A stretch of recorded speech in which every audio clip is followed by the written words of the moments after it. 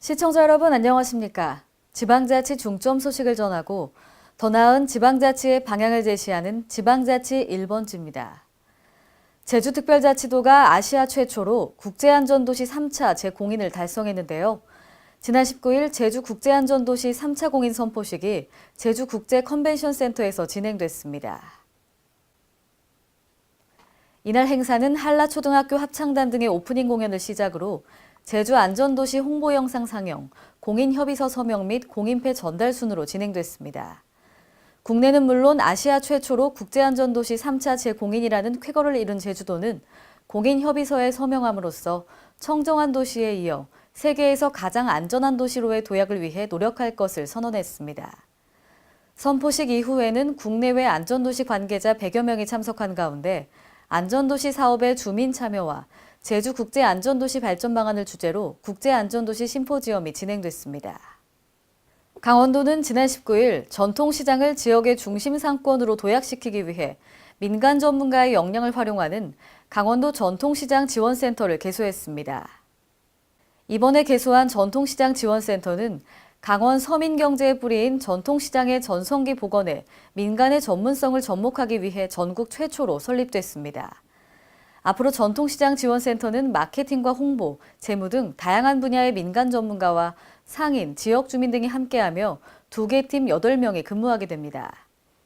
또 시장 활성화를 위해 민간 전문성을 접목한 다양한 사업을 추진할 예정으로 청년 상인 육성, 사업 컨설팅 등을 진행할 예정입니다.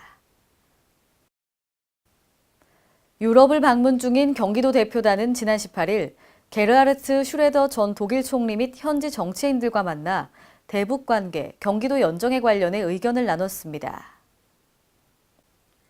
대표단은 이날 오후 베를린 현지에서 슈레더 전 총리와 간담회를 갖고 핵실험 등 북한에 연이은 무력 도발에 관한 해법과 통일에 대해 많은 이야기를 나눴습니다.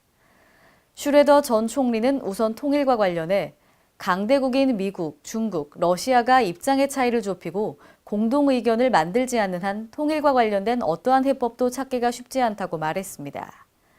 이어 한국 정부는 압박과 대화 간 균형 있는 정책을 취하는 것이 대한민국 정부의 최우선 과제라고 강조했습니다. 이에 앞서 이날 오전에는 독일의 주요 정치 및 학계 인사와 함께 연방의회에서 독일의 연정 경험을 공유하는 토론회를 진행했습니다. 1967년 국내 최초 주상복합타운으로 문을 연 세운상가가 있는데요. 우리나라 전자제품 시장을 주도하면서 전성기를 누렸지만 재개발이 늦춰지고 상권이 침체되면서 허물자는 얘기까지 나왔었죠. 3년 전 서울시는 재건축 대신 세운상가 재생 사업을 선택하고 새롭게 단장한 세운상가의 모습이 공개됐습니다. 이번에 가장 눈에 띄는 부분은 세운상가와 대림상가를 연결하는 공중보행교입니다. 청계천을 사이에 두고 마주한 두 상가에 공중통행로를 설치해 종묘부터 을지로까지의 상권을 잇는 일직선 보행로를 완성했습니다. 시는 이와 함께 인근 방문객의 유입을 위해 옥상 전망대와 전시관 등 시민을 위한 문화공간도 조성했습니다. 세운상가가 재탄생되면서 기존 60%에 달하던 세운상가 공실률은 20% 수준으로 회복됐고 세운상가를 대표해온 전자산업업체와 더불어 최근엔 음식점과 카페 등의 입주도 이어지고 있습니다.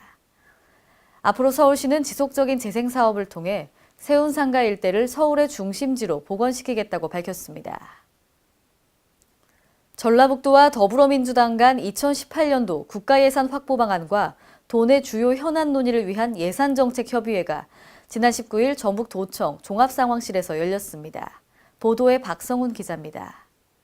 전북도와 더불어민주당은 19일 예산정책협의회를 갖고 지역 현안 예산 챙기기에 공조키로 했습니다. 이날 정책협의회에는 송하진 도지사, 더불어민주당 이춘석 사무총장과 백재현 예결위원장 등이 참석했습니다.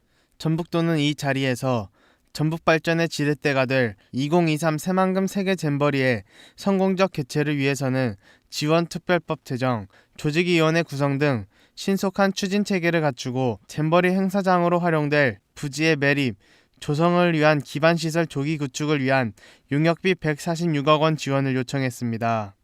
부지를 조성하는 데만도 약 5천억 원에 가까운 예산이 소요될 것으로 판단이 되고 있습니다. 우리 사무총장을 비롯해서 우리 더불어민주당에서 앞장서서 협조를 해주시기를 부탁 말씀 제가 드리겠습니다.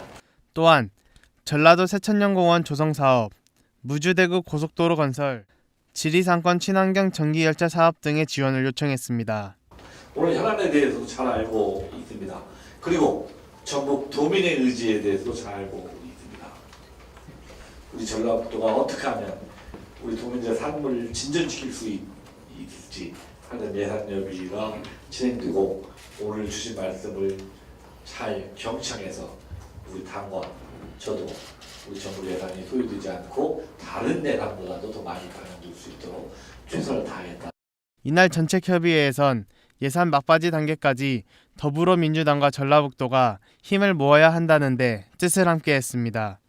K랜 박성훈입니다. 전북 부안군이 지난 19일 세계 잼버리 대회의 성공적인 개최를 위해 아이디어 보고회를 가졌는데요. 이번 보고회에서는 VR 테마파크 조성과 푸드트럭 페스티벌 등 다양한 아이디어들이 쏟아졌습니다. 신다혜 기자입니다. 전북 부안군이 2023 세계 잼버리 대회의 성공적인 개최를 위한 사업 발굴에 나섰습니다. 부안군은 19일 군청에서 김종규 군수 주재로 부군수와 실과소장, 읍면장이 참석한 가운데 2023 세계 잼버리 사업 아이디어 보고회를 가졌습니다. 앞으로 세 가지 해야 됩니다. 하나는 지속적으로 아이디어 개발, 두 번째로는 전 국민이 스카우트에 대한 인식을 할 수 있도록 읍면장님들이 이날 보고회는 부서별 아이디어 보고 및 토론으로 진행되었으며 예산 사업 51건, 비예산 사업 33건 등 총 84건의 아이디어가 제시됐습니다. 이번 보고회에서는 VR 테마파크 조성, 푸드트럭 페스티벌, 새만금 잼버리 타워 건립, 잼버리 잼 개발, 코스모스 습립길 새만금 깡통열차 운행, 오감머드 체험장, 잼버리 홍보단 명함 등 다양한 아이디어를 발굴했습니다.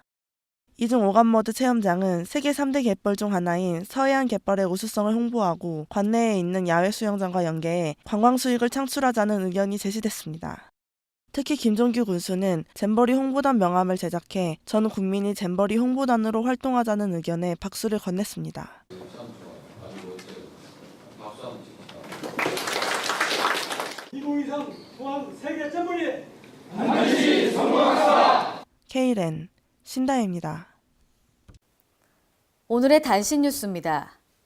보건복지부 박능후 장관은 지난 18일 코엑스에서 치매 국가책임제 대국민 보고대회를 개최하고 정부의 치매 국가책임제 추진계획을 발표했습니다.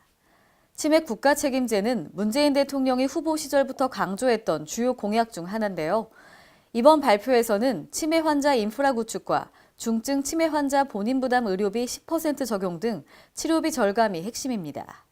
또 맞춤형 상담을 위해 현재 서울과 수도권을 중심으로 전국 47곳에서 운영 중인 치매지원센터를 오는 12월부터 전국 252곳의 치매안심센터로 확충합니다.